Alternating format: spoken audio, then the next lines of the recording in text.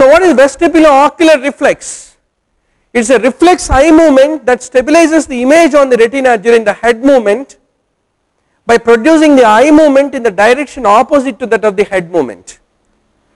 So suppose you are watching at somebody and somebody else is calling you, you are continuing to watch that person and turning your head.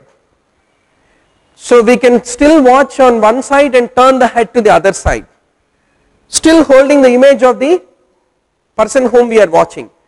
So how is this coordination basically created? It is the cerebellum which takes the credit, and in the cerebellum it is the spinocerebellum which regulates the head, neck, proximal limb movement. The balance and postural control is what need to be basically understood.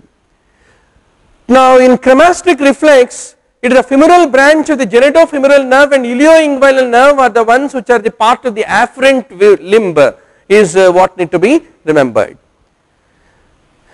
Then congenital hypothyroidism, most common cause is iodine deficiency. Was it in the other two options by chance? That is the most common cause actually worldwide for the presence of congenital hypothyroidism. Then what is Wernicke's hemianopic pupil? Remember doctor, one question will definitely come on Homad's pupil or Horner's pupil or Wernicke's hemianopic pupil, Argyll-Robertson pupil, Hutchison's pupil. 5 to 6 pupils are there in neurology which you have to be very sure on their mechanism. So what happens in hemianopsia? Half your retina is blind. What will happen? When the light is directed to the normal side of the retina, which is not destroyed, then pupil constricts, whereas that half of the retina which is abnormal or having a lesion, that side when you throw the light within the retina you divide it into two halves, that won't elicit the pupillary constriction reaction called hemianopic pupil of Wernicke it is called as. It is because of a problem in the optic tract any given day is the site of the lesion in the optic tract is what need to be remembered. Dopamine is a catecholamine, that is the reason it leads to a peripheral vasoconstriction is what need to be remembered. What is baroreflex doctor?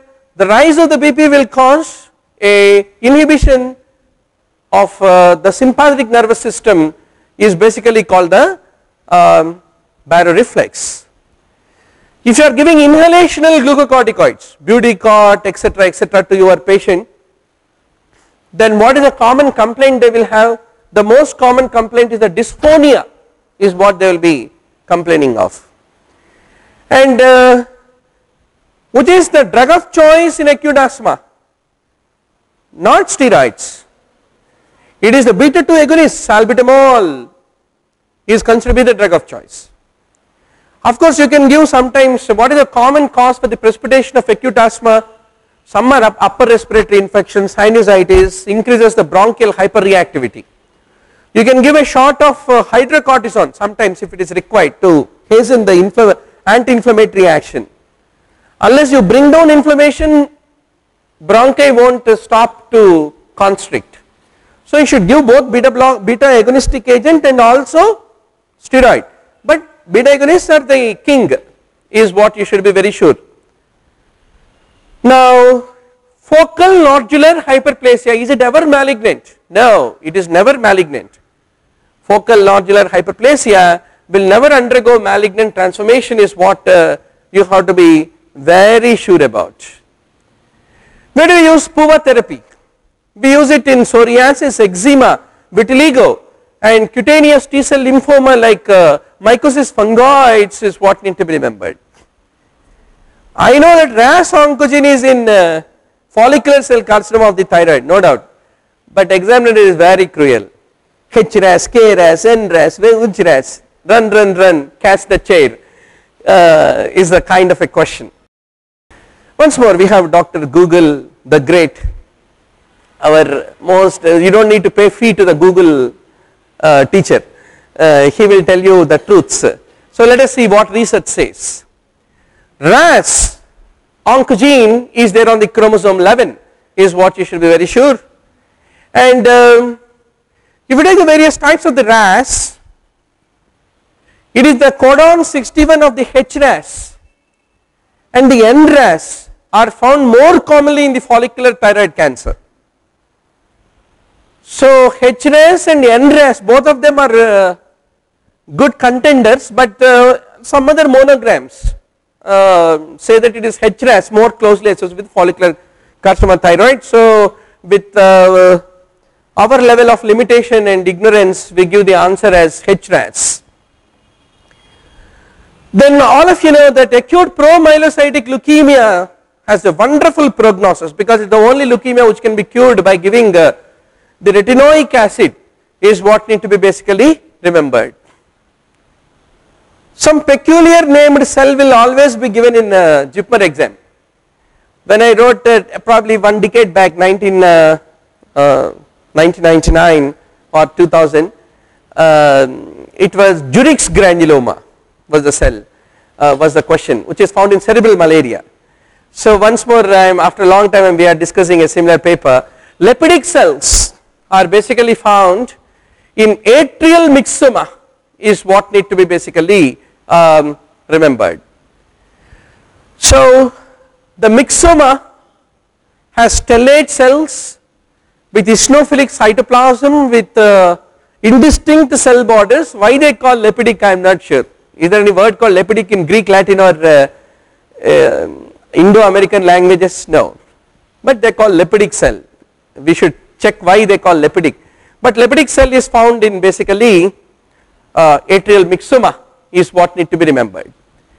A very simple question, Pockland's formula. Even examiner did not ask you first 12 hours how much you will give after calculation, after giving you the weight. It's more simpler question. 4 cc per kg per total body surface area burn in second and third degrees of lactated Ringer solution, you have to give typically is the Pockland formula. Then familial hypercholesterolemia, it is the LDL receptor which is a membrane receptor which is abnormal is what need to be remembered. What is allelic heterogeneity is my question to all of you. A single disorder can result from the different mutations within a gene is called as a allelic heterogeneity. That is chromosome 11, chromosome 16, chromosome 13, different genes are there, but any of their disorder finally leads to same disorder called thalassemia. So different alleles located at different places leads to a similar disorder is basically called as allelic heterogeneity, which can occur with Marfan syndrome, cystic fibrosis, thalassemias and sickle cell anemias is what need to be remembered. Hereditary cytosis classically has an increased osmotic fragility, as all of you know very well. Then whenever there is a splenic sequestration, what will happen? Spleen will increase in size and that lead to anemia. Thrombocytopenia can occur. In fact, pancytopenia can occur once there is a splenic sequestration. Then most disorders are called myeloproliferative, which are called lymphoproliferative. So myeloproliferative disorders are divided into Philadelphia positive and negative. Philadelphia positive is CML, Philadelphia negative would be polycythemia vera, essential thrombocytosis and myelofibrosis. And lymphoproliferative include ALL, lymphoma, CLL and multiple myeloma. And recently they have included chronic eosinophilic leukemia, hypereosinophilic syndrome, chronic neutrophilic leukemia under the group called chronic myeloproliferative disorders is what need to be remembered. Glucocorticoids, they will migrate the eosinophils in peripheral circulation into the lymphoid organs and hence eosinopenia will occur. Classically it will decrease eosinophil count whenever you are administering cortisol is what need to be remembered. What does an ethyroma basically contain? There are macrophages, WBCs like neutrophils and smooth muscle cells, they are all the part of the ethyroma is what you should be quite sure about. What are the various causes of neutropenia? There are lot of drugs, I leave all that in the literature for you, but glucocorticoids as such will lead to increase in the neutrophil count rather than neutropenia is what you should be very sure. ARDS leads to the development of hyaline membrane And what are inherited thrombophilias? Factor V, Leiden deficiency. Leiden deficiency, protein C deficiency, protein S, they are all prothrombotic states which are congenital, inherited. Whereas antiphospholipid generally is primary and acquired, or secondary along with some connective tissue disorder, that is also acquired, it is not inherited, is what you should be very sure about. So what is a sensitive indicator in neonatal hypothyroidism? Any hypothyroidism is a TSH, which is considered a sensitive indicator, but is TSH was there in the options in the real exam? Huh? Iodine deficiency is a sensitive indicator of, huh? What were the other options? Oh, so neonatal hypothyroidism is really in the options, eh? Okay. Maybe examiner's interest is in eliciting a SPM question. We are trying to make it a biochemistry question. Now, what is the cyclical trend of influenza? Now, there are two types, epidemics and pandemics, all of you know very well. How will epidemics occur? Epidemics are short term, it is the antigenic drift which is responsible, whereas long term seasonal trends are fundamentally due to the antigenic shift which leads to development of pandemics is what need to be understood.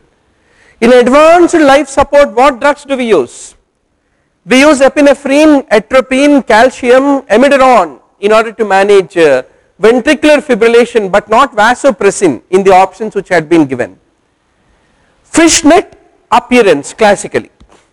Once more we boil down to the same issue. Without a question on bullous pemphigoid and pemphigus vulgaris, to imagine a paper is difficult. So pemphigus vulgaris classically has got a chicken wire or a fishnet appearance or direct immunofluorescence is what need to be remembered. VSD is cyanotic by nature, but once Eisenmenger complex and pulmonary hypertension develop, it becomes cyanotic, as all of you know very well. This is a good question. Nocturnal angina and diaphoresis are classically, where do we find them? Generally we say exertional syncope, exertional angina, what do we remember? Addicts stenosis. But here he is saying nocturnal angina and diaphoresis. So if you look at chronic severe aortic valve insufficiency,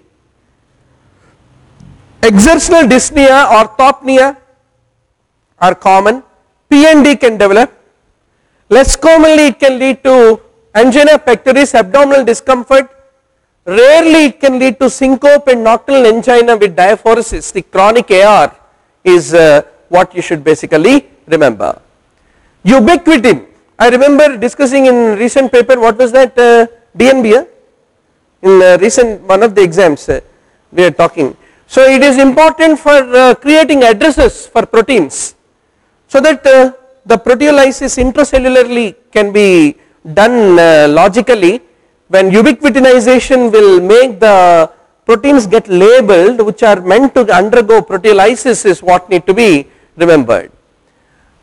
I know reverse splitting of second heart sound, very important, but the examiner, is it first or second? First only was given, okay. Very simple, but generally between M1 T1, which is the first sound to be heard? For M1. So M1 should be so delayed that it should go beyond T1. It is a excess kind of a narrowing of the split. So mitral stenosis, if it is severe enough, can prolong the mitral valve closure so delayed that it may be leading to the development of reverse splitting of the first heart sound. This is another very traditional question, superior mesenteric artery syndrome called the Wilkes syndrome, how does it happen? There are certain constitutional factors which will make people to develop it.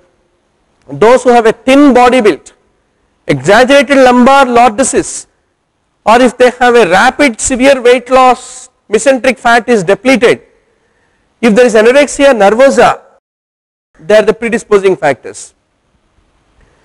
Similarly, any scoliosis is also responsible, and an abnormal and high and fixed position of ligament of Pridge also is responsible. So long mesentery is not a reason out of the options given is what need to be remembered. Chronic renal failure leads to anemia because of the decreased erythropoietin.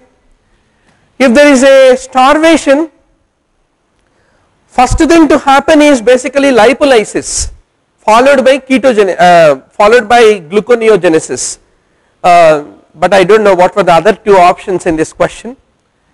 Type 2 pneumocyte surfactant is produced. Case fatality is very much used in acute infectious disorders rather than chronic conditions. So that becomes, and case fatality need not be the same in one epidemic to the other epidemic. One epidemic may be mild, the other can be severe, more virulent strain can be there. What leads to bladder injury? If you are expert, any of them can lead to bladder injury, but generally abdominal hysterectomy followed by caesarean section followed by pelvic mass excision are responsible for the bladder injury. Cranial part of the mesonephric duct lead to epiphoron and Skene's glands, which are the vestigial structures of mesonephric duct. Oscillometry is a non-invasive measure of the monitoring of the blood pressure is what you need to remember. A male diabetic with loose bodies, what are the underlying causes for it? Rheumatoid arthritis, osteoarthritis, tuberculosis, any of them can lead to the development of the loose bodies in the joints is what need to be remembered. Vernix is probably easiest question, deficiency of thiamine, not pyridoxine. Hypervitaminosis can lead to alopecia, pseudotumor cerebri and hyperostosis. They are all the manifestations of hypervitaminosis. Now out of all the various forms of obstetrical anesthesia, it is the neuraxial analgesia, epidural, has a very little impact on the fetus is what need to be basically remembered.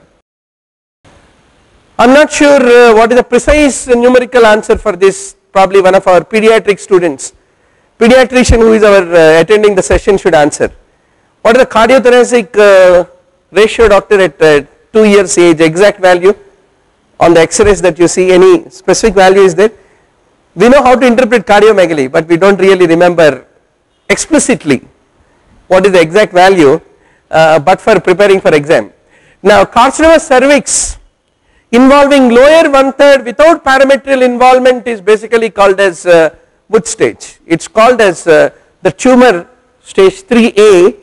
When it involves lower third of vagina without extension into the pelvic wall is what need to be remembered. In diabetic retinopathy, we find retinal hemorrhages from the retinal microaneurysms, either superficially called flame shaped or deeper layers of retina called blot and dot hemorrhages is what need to be remembered.